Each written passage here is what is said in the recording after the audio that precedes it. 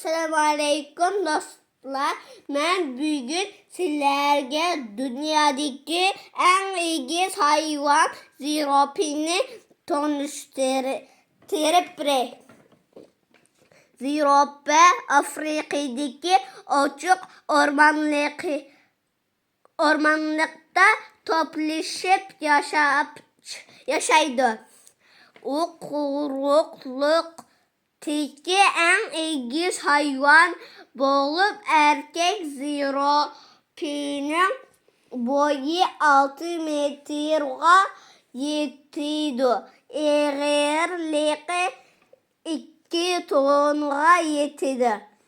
Zirafe uzun boynun bilen derek uçideki yumran yapraklarını yiyeleydi.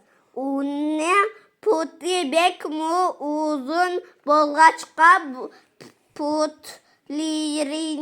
kırıp su içiyordu. Zirafeler yine öğretirip uxlayalıydı.